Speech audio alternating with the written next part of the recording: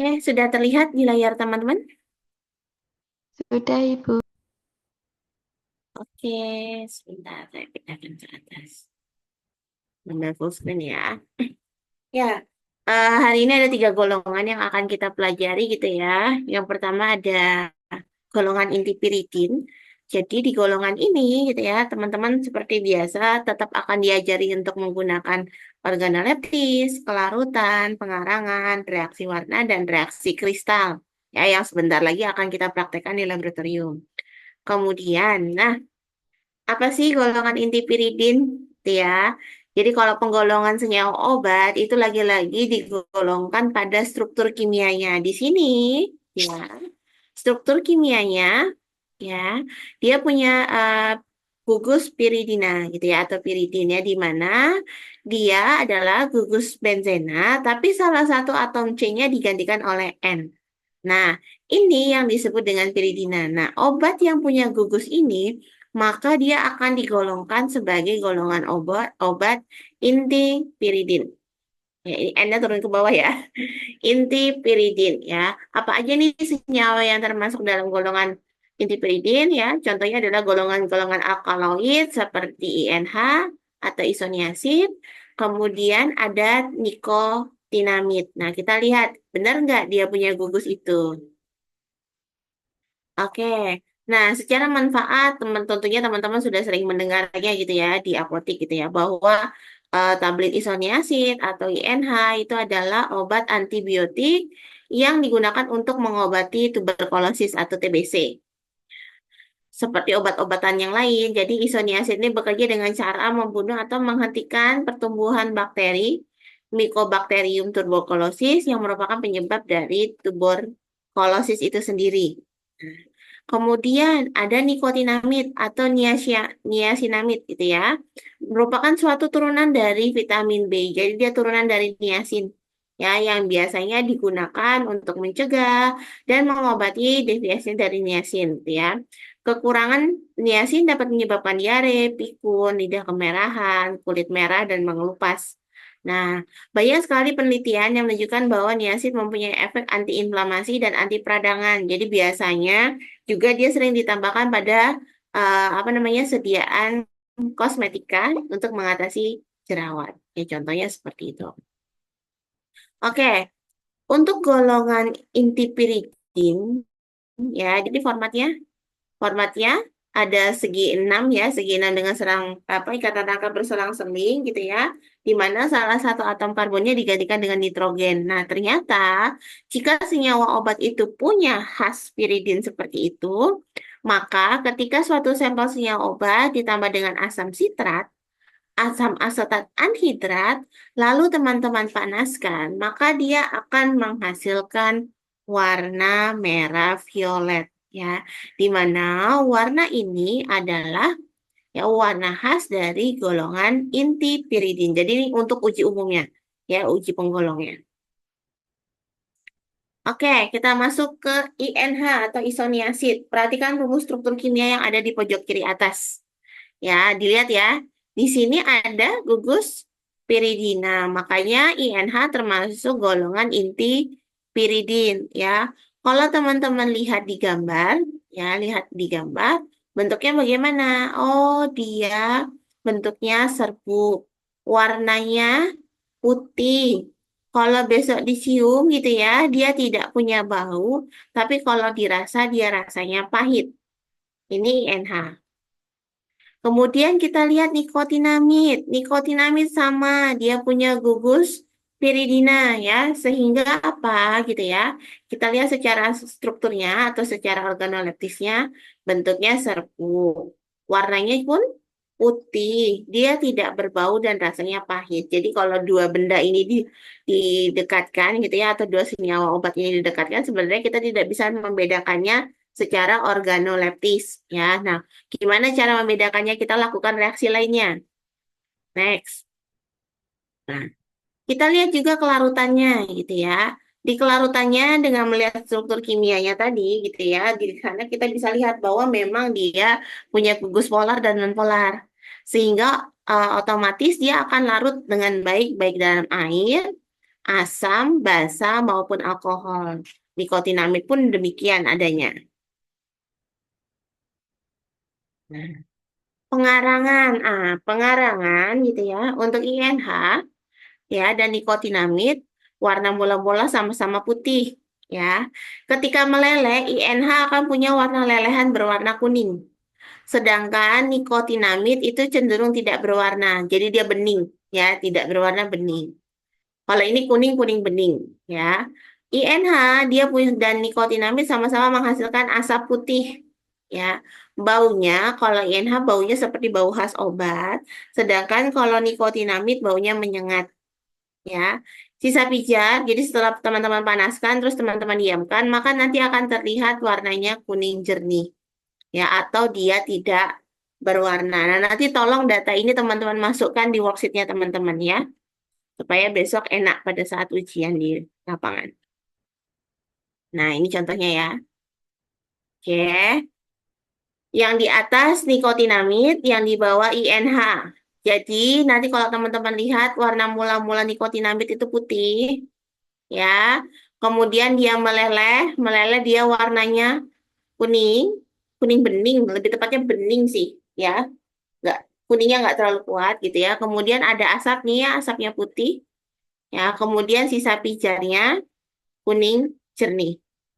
Berbeda dengan INH, INH warnanya lebih kuat ya, jadi dia warnanya lebih cenderung kuning. Kuningnya kalau zatnya banyak lebih kuning kecoklatan ya. Kemudian gitu, sisa lelehannya pun berwarna kuning kecoklatan. Jadi agak mirip ya dengan teorinya. Ya. Oke, tergantung jumlahnya, jumlah zatnya. Oke, next. Kita masuk berikutnya adalah untuk DAP HCl ya. Untuk DAP HCl nanti INH dan nikotinamid akan memberikan warna yang sedikit berbeda ya. Di mana INH itu cenderung orange atau merah jingga, sedangkan nikotinamid berwarna hijau kekuningan. Untuk reaksi korek apinya sama-sama memberikan warna orange. Untuk Vehling-nya ada perbedaan ya.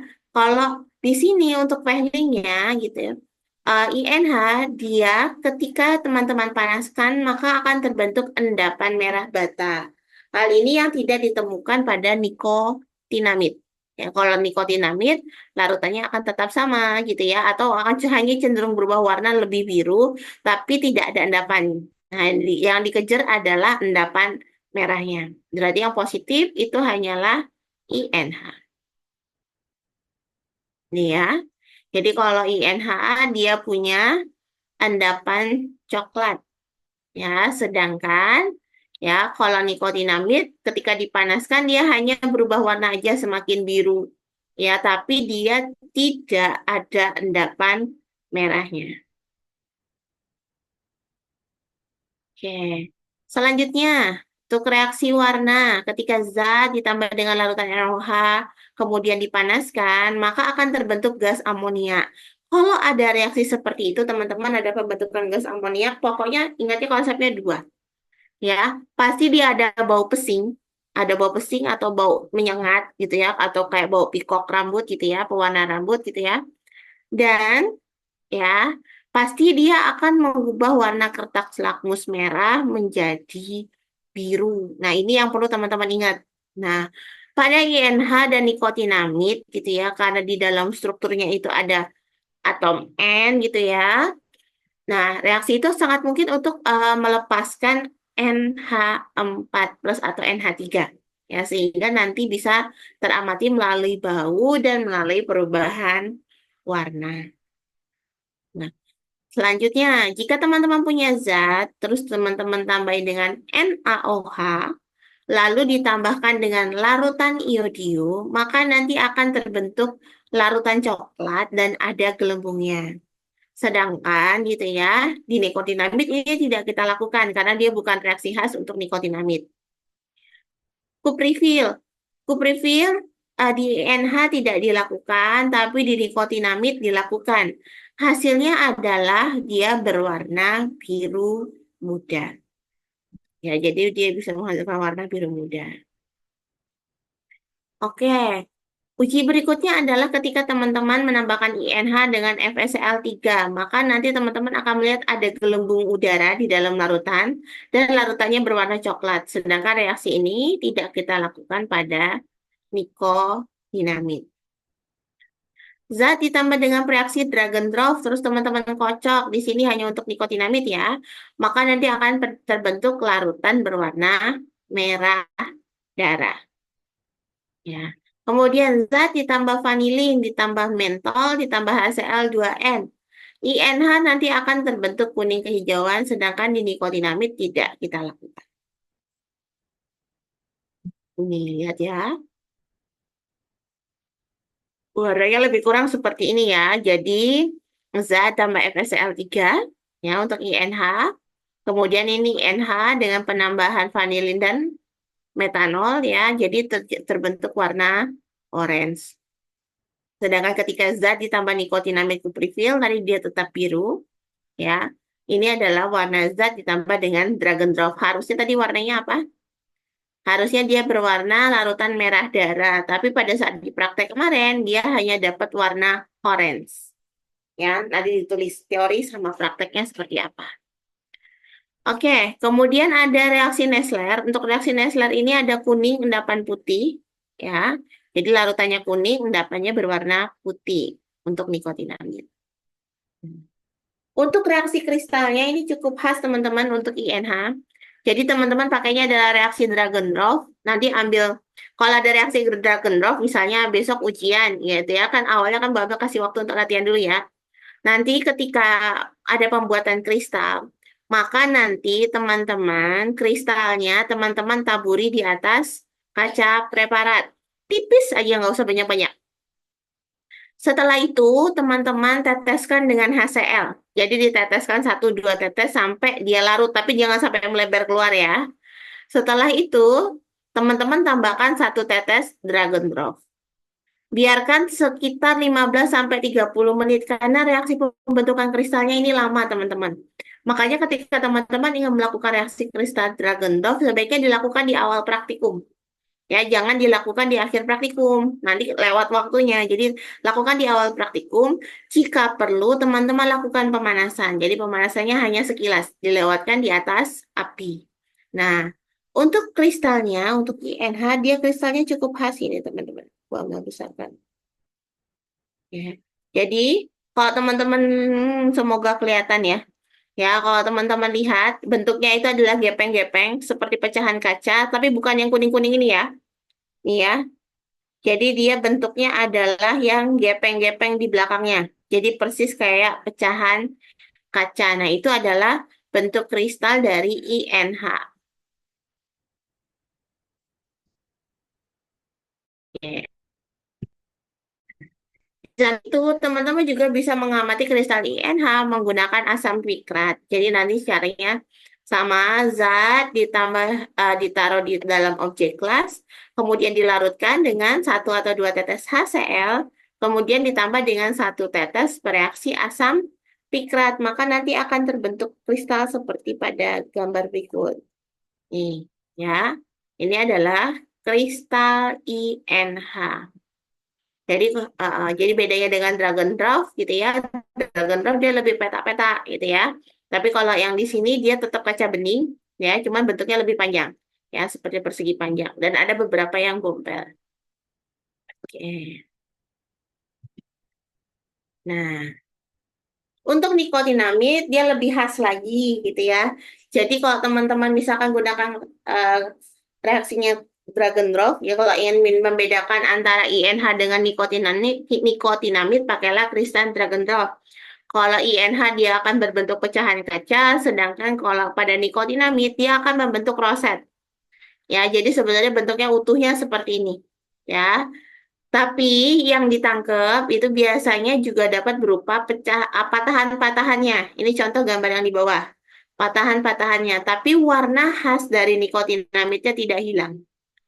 Ya, warna khasnya adalah berwarna merah. Ya, jadi ini adalah salah satu cara supaya teman-teman bisa mengidentifikasi nikotinamid atau KINH. Oke. Sekarang Bu Amel berpindah ke slide lainnya.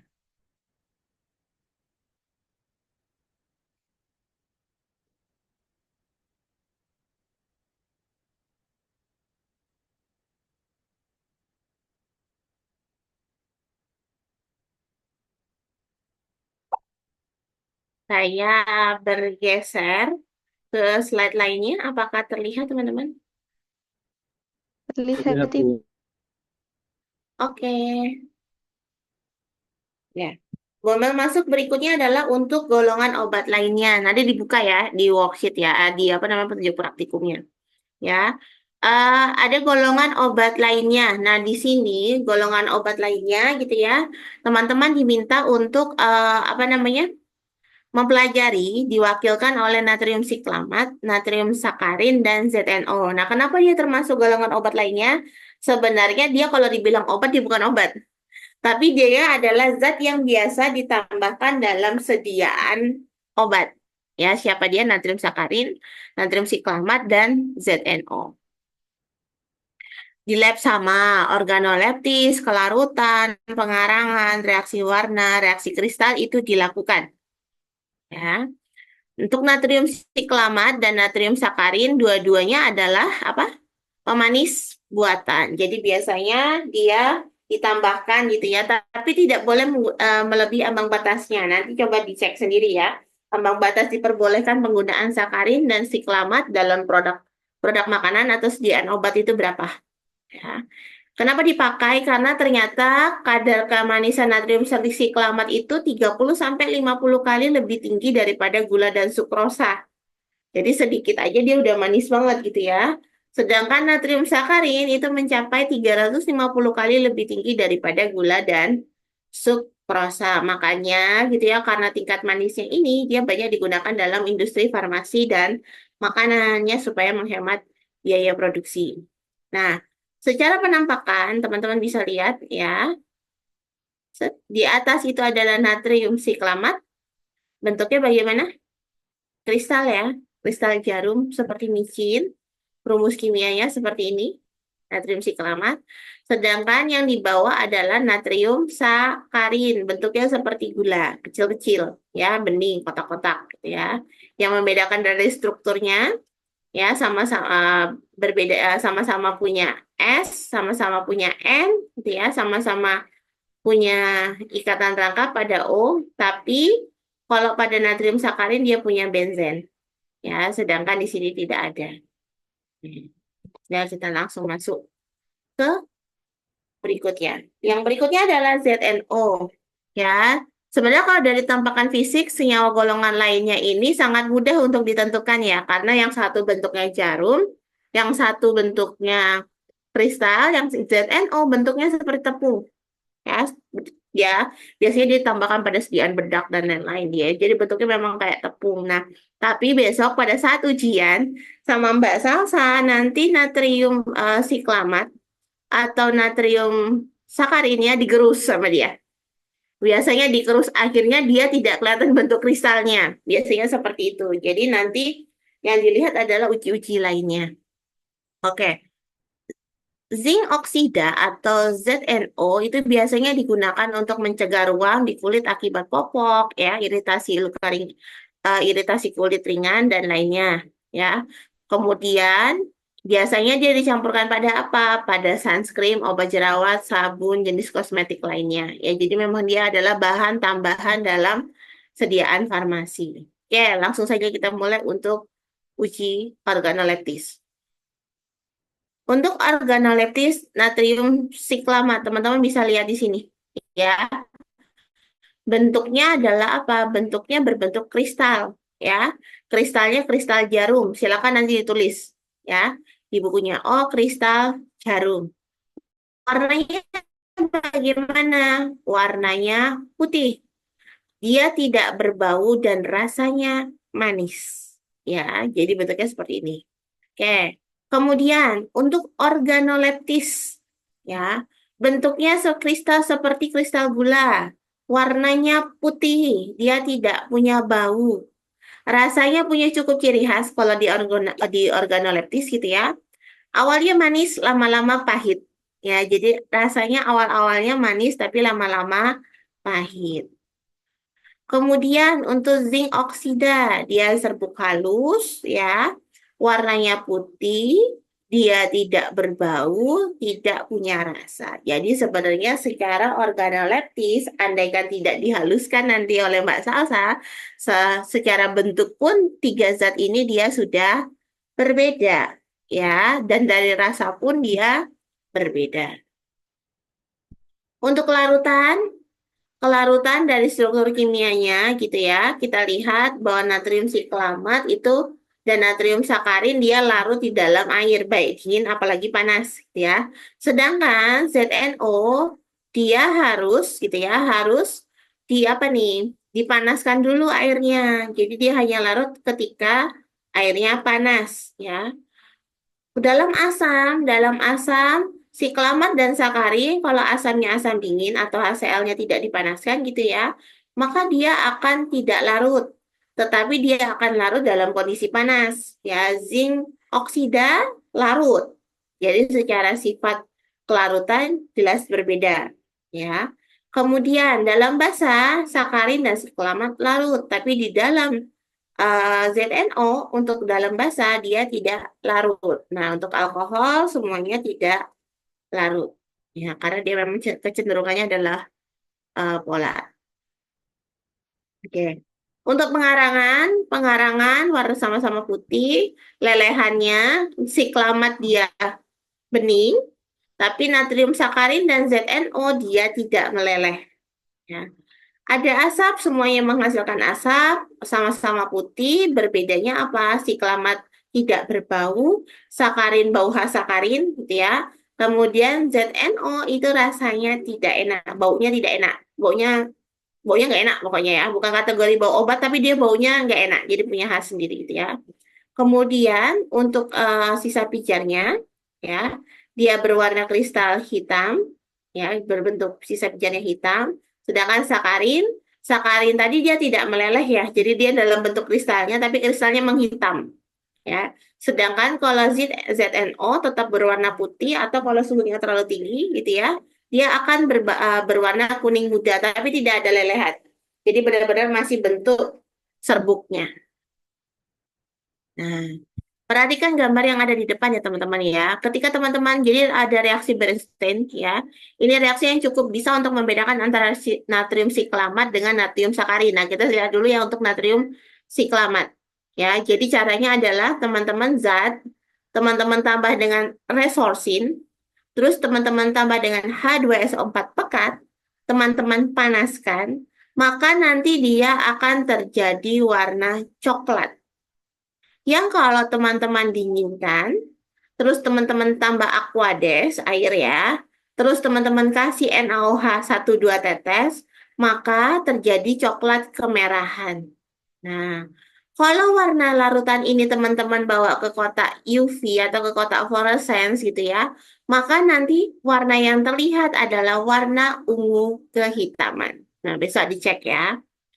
Kemudian untuk ujinya, gitu ya, untuk uji positifnya nanti kalau untuk Na, jadi teman-teman kalau ingat di kimia dasar dulu, praktikum kimia dasar, Na potasium, sodium, Na ya, potasium K, dia punya kristal khusus, ya. Contoh di sini Na. Kalau Na teman-teman mau pakai Na, maka pakainya adalah zinc uranil asetat ya. Jadi nanti dikocok, nanti lama-lama akan di tabung reaksinya akan keluar seperti kristalin, ya bling-bling gitu ya. Nah, kemudian kristal ini gitu ya, teman-teman amati di bawah mikroskop, caranya dipipet, pindahkan ke kaca preparat, terus teman-teman amati. Nanti dia akan terlihat seperti ini. Nah, yang mana yang natrium siklamatnya? Teman-teman lihat ini. Nggak semuanya ya, dilihat di sini ya, yang Mbak kasih pen. Yang bentuknya segitiga-segitiga ini. Nah, ini adalah kristal khas dari siapa? Dari sa kok sakarin, natrium siklamat atau natriumnya. Jadi ini kristal natrium. Khas sekali, bentuknya kecil-kecil seperti ini.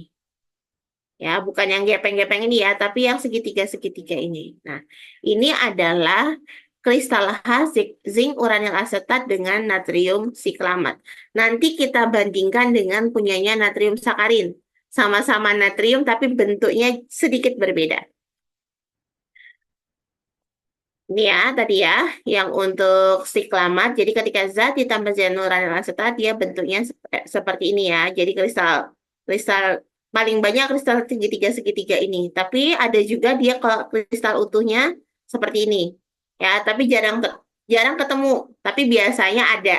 Ya, jadi dia benar-benar kayak kristal diamond. Nah, sebenarnya segitiga-segitiganya ini adalah patahannya. Jadi kalau kristal diamond itu kan dari limas, kemudian apa namanya bangun kubus gitu ya, kemudian bawahnya lagi limas. Nah, itu kalau pecah, kita kepotong, maka yang terlihat di kamera itu adalah di mikroskop itu adalah yang ini, ya, yang limas-limasnya dilihat dari atas. Oke. Nah, sekarang kita lihat untuk sakarin. Sakarin, ya, uji lakmusnya gitu ya, dia akan mengubah kertas lakmus menjadi biru.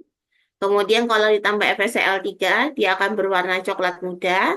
Reaksi Brandsteinnya. Nah, tadi ini yang bisa dipakai untuk membedakan dengan natrium sakarin. Natrium sakarin dengan natrium siklamat ya. Kalau sakarin gitu ya, dia tetap sama ini coklat ya, tapi nanti ketika ditambahkan air tambahkan NaOH dia berwarna kuning kecoklatan. Ya, kalau tadi dia kan merah kecoklatan. Di fluoresan warnanya ungu kalau natrium siklamat. Tapi kalau di sakarin gitu ya, maka ketika di fluoresan warnanya adalah hijau terang. Jadi ini bisa dipakai untuk membedakan antara natrium sakarin dengan natrium siklamat. Kristalnya pun demikian, teman-teman. Ya, ini hanya dimiliki oleh natrium sakarin. Jadi kalau besok teman-teman ujian dapatnya ini enak banget nih. Nih, ya. Jadi bentuk kristalnya seperti ini ya, teman-teman. Nah, ciri khasnya yang mana? Ciri khasnya tuh yang ini loh. Nih, ini buat zoom ya. Jadi dia tetap bentuk limas, tapi cara sudut pandangnya kita beda. Kalau yang tadi kita dari atas ngelihatnya, yang ini teman-teman ngelihatnya dari bawah, sehingga nanti terlihat seperti ini. Ya, ini adalah kristal dari siapa? Kristal dari saarin. Ini khas banget. Oke. Sekarang kita pindah ke natrium oksida.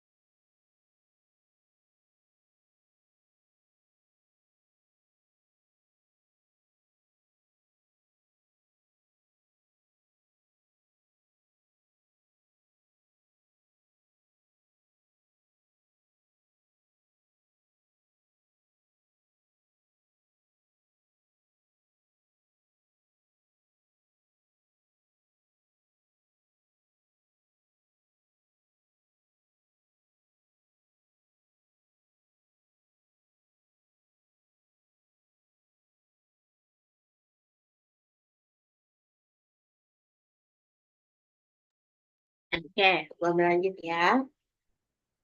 Untuk reaksi warna zinc oksida gitu ya. Jadi kalau zinc oksida ini kita mengeceknya tuh lebih ke arah hasil pengarangannya ya. Jadi kalau tadi teman-teman sudah membicarakan atau melakukan reaksi pengarangan gitu kan ya. Maka kan sisa pijarannya kan putih kekuningan atau kuning ya. Kalau dingin dia akan kembali menjadi putih. Nih, pasti dia terbukti. Kemudian kalau tadi yang sudah dipanaskan tadi gitu ya, sisa pijarnya, teman-teman tambahkan dengan HCl, lalu teman-teman tambahkan reagen pari, maka nanti dia akan berubah menjadi hijau. Nah, kemudian reaksi berikutnya adalah reaksi kristal. Di sini zinc oksida juga punya bentuk kristal yang khas.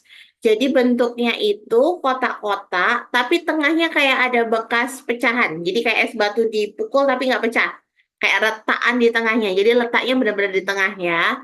Nah, gimana cara melakukan atau membuat kristal zinc oksida ini? Jadi teman-teman menggunakan papaverin. Ya, tadi lagi-lagi dilanjutkan dari sisa pembicaranya. Jadi sisa pembicaranya diambil, terus teman-teman tambahkan dengan asam asetat, ya. Tambahkan dengan asam asetat, lalu tambahkan dengan papaverin HCl, ini serbuk ya. Letakkan di atas objek gelas gitu ya, bila perlu dipanaskan ya. Diamkan, kemudian amati di bawah mikroskop. Maka nanti gambar yang teman-teman temukan, ini kristal yang Bapak bilang khas. Nih ya. Dia kotak-kotak, tapi nanti di tengahnya itu ada kayak dipukul. Jadi kayak pecahan. Ya, kayak pecahan es batu gitu ya, tapi dia ada di tengah. Nah, ini adalah teman-teman silakan gambarkan nanti ya. Jadi ini adalah bentuk khas dari si kristal zinc oksida. Ya, jadi tadi baik natrium, nah ingat natrium sakarin, natrium siklamat, pakailah zinc uranil asetat ya. Kristalnya jelas sangat beda. Kalau dia siklamat, bentuk kristalnya adalah segitiga-segitiga banyak banget gitu ya. Sedangkan kalau sakarin dia limas terbalik ya. Kemudian kalau zinc oksida gitu ya, dia bentuknya seperti balok-balok es batu aja, tapi cenderung gepeng ya. Tapi bagian tengahnya itu ada pecahannya. Nah, ini adalah reaksi yang cukup khas untuk ketiga kristal ini. Oke, sekarang Bu Amel mau berpindah lagi ke materi terakhir untuk hari ini.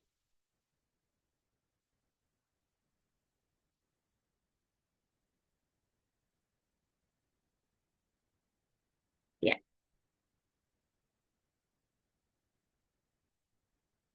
sudah terlihat ya, saya berpindah ke materi pirazolon. Tempat teman-teman udah kelihatan?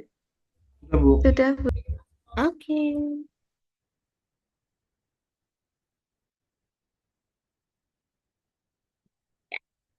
Sekarang Bu Amal masuk ke pirazolon. Oh, ini Bu Amal full screen nggak kelihatan ya? Nggak jalan ya? Saya start full screen aja. Iya toh. Nah, ini. Oke. Nah, Bu Amal masuk ke senyawa obat ketiga untuk hari ini, yaitu adalah golongan pirazolon. Ya. Jadi, untuk senyawa ini, ya, sama. Jadi, teman-teman mengeceknya selalu organoleptis, kelarutan, pengarangan, reaksi warna, sama reaksi kristal. Ya. Ini rutin dipakai.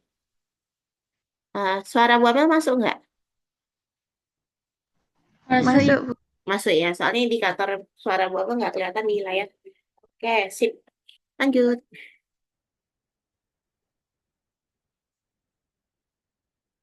Nah, untuk pirazolon, teman-teman, dia adalah senyawa heterosiklik ya. Jadi dia heterosiklik, dia beranggotakan 5, itu ya, yang mengandung 2 atom nitrogen yang berdekatan. Nih, contoh nih, 1, 2, 3, 4, 5. 1, 2, 3, 4, 5. Jadi sikliknya adalah siklik 5 atau penta gitu ya. Nah, tapi di situ ada 2N yang berdekatan. Nah, kalau senyawa obat teman-teman punya pola struktur seperti ini, maka dia dikategorikan dalam golongan obat pirazolon. Ya, ini dapat dilihat tadi dari strukturnya. Golongan obat ini gitu ya, pirazolon atau dipiron dan turunannya adalah golongan obat yang banyak digunakan sebagai analgesik dan antiperik non opioid atau non narkotika. Ya, nih salah satu obatnya yang paling terkenal, Antalgin. Ya, jadi Antalgin itu adalah salah satu golongan obat pirazolon. Ya, untuk cara kerjanya dan lain-lain nanti kalian bisa pelajari lebih lengkap di farmakologi. Bu Ahmad cuma mau nyebutin, mau lihatin aja bahwa memang dia punya kemampuan sebagai analgetik dan antiperik gitu ya. Golongan obat ini contohnya antalgin, dipiron, piramidon, antipirin, apazon, aminopirin ya. Nanti dilihat strukturnya. Ya, punya nggak dia siklik 5 dengan N berdekatan? Nah, maka dia akan punya reaksi-reaksi yang mirip seperti reaksi-reaksi berikut. Oke, karena yang dibahas di golongan ini besok hanya antalgin ya pada saat di lab gitu ya. Teman-teman perhatikan rumusnya, strukturnya. Lihat di sini ya. Dia kayak akan atom C, ya. Kemudian juga dia kaya dengan atom N, S, dan O. Berarti apa? Berarti kemungkinan besar dia bersifat semipolar. Bisa larut dalam polar, bisa larut dalam senyawa non polar.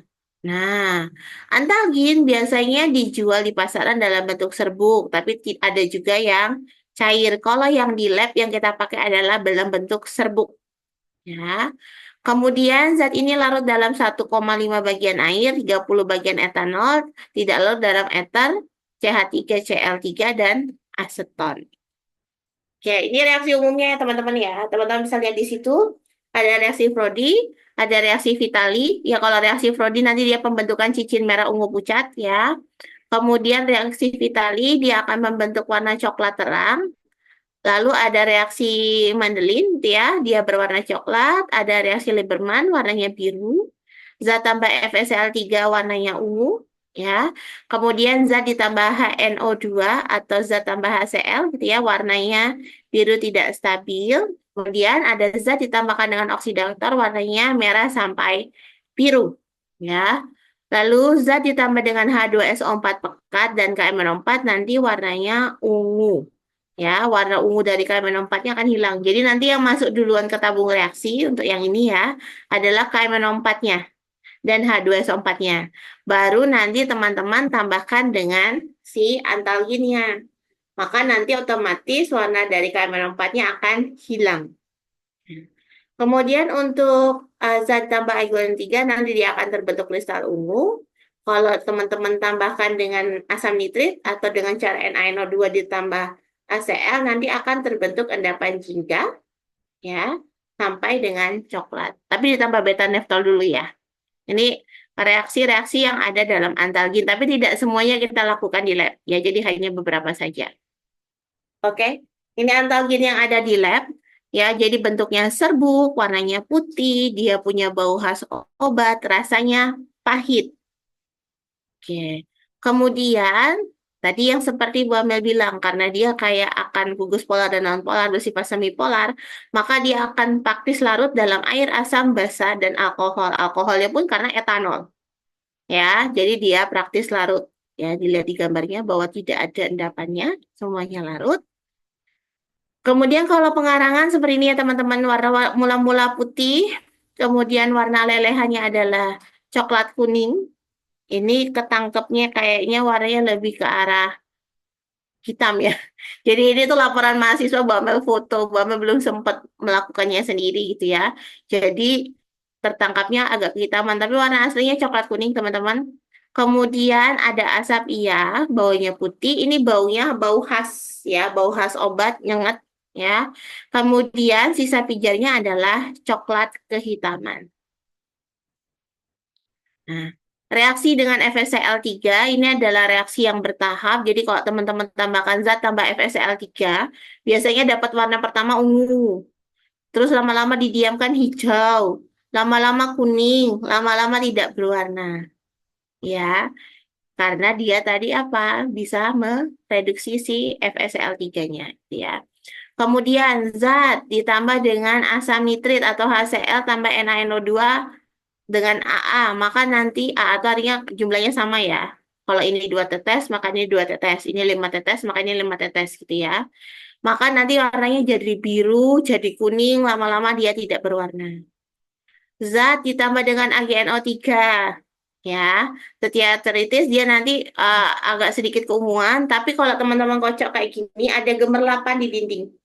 Jadi dia terbentuk endapan Ag. Makanya nanti dia ada gemerlapan. Kalau dikasih senter itu bagus banget. Ya, dikasih senter nanti dia kelihatan bling-bling. Ya.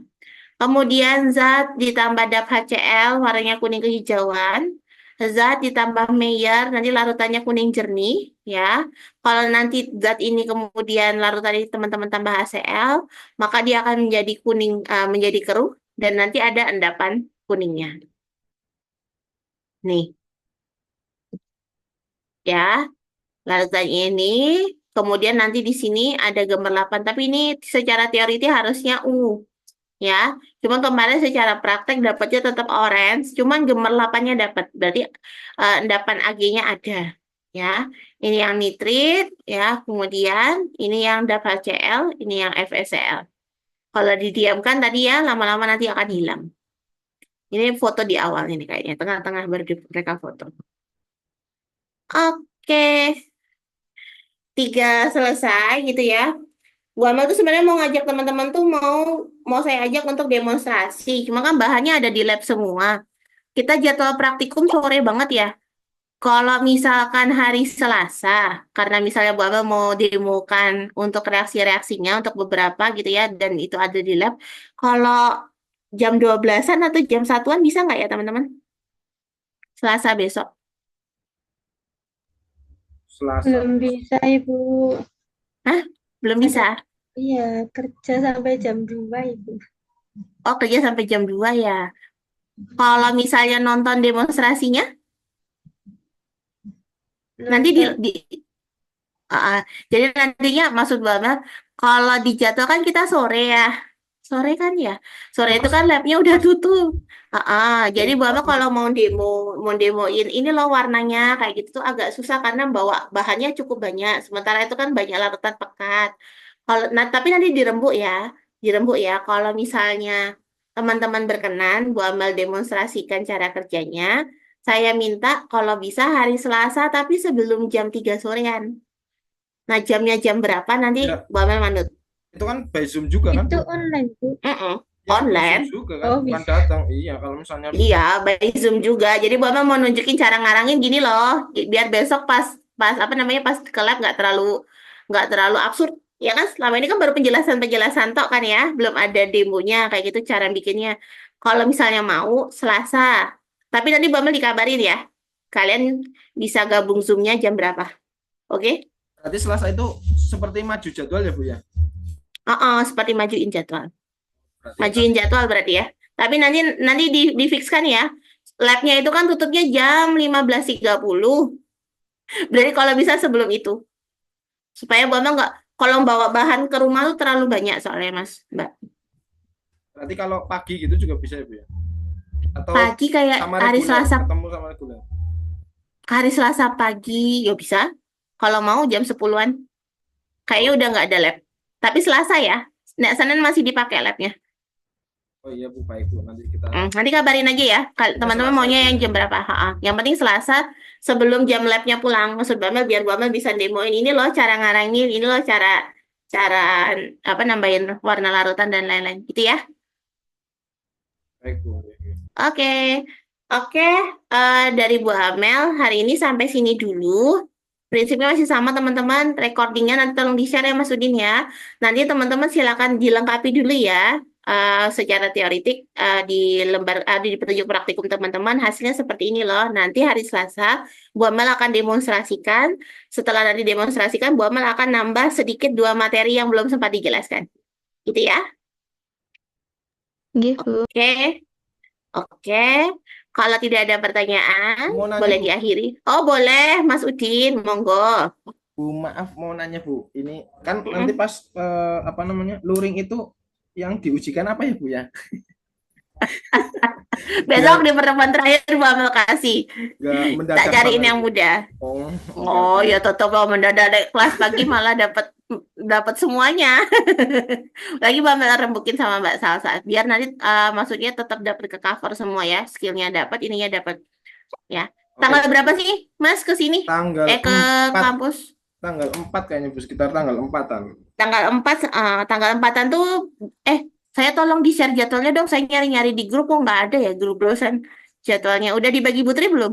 Udah, Udah. Tolong di ini ya, yang jadwal kimia farmasi di screenshotan atau jadwalnya di-sharein di grup ya. sudah saya share, Bu, ini, Bu. Oke, sip. Oh ya ya ya. Oke oke oke. Itu Berarti kan untuk masih ada Selasa belum. hari Hmm, Senin itu, Bu, tanggal gimana 4. Mas? Kalau yang untuk praktik kimia farmasi itu hari Senin tanggal 4. Oh, 4 November. Iya. Oh, kok 4 November? 4 November. Iya, 4 Masih 4 November kan? November. Iya, Oh, 4 masih November. lama. Ya wes berarti ini ya mumpung labnya kosong, Bu Amel minta yang tanggal 29. Nanti kalau bisa saya demonstrasi ya. Baik, Bu. Iya, iya. Oke oke, sip. Terima kasih. Ada lagi Mas Udin? Sementara itu sih Bu, yang penting jangan dadak. Ya, oke. Latifah, Levia, Lina, Indah orang ya tok iki. Izin Belum Bu, ada. izin ada acara keluarga kan. Oh ya, oke, baiklah. Nggak ada. Kalau nggak ada, kita akhiri dengan berdoa menurut agama masing-masing. Berdoa dipersilahkan. Berdoa selesai. Banyak kurangnya dari Bu Amel mohon maaf. Wassalamualaikum warahmatullahi wabarakatuh. Selamat beraktivitas kembali, teman-teman. Waalaikumsalam warahmatullahi Waalaikumsalam. Waalaikumsalam warahmatullahi wabarakatuh. Terima kasih, Ibu. Iya, sama-sama. Saya di live meeting ya. wabarakatuh. Oke, Bu.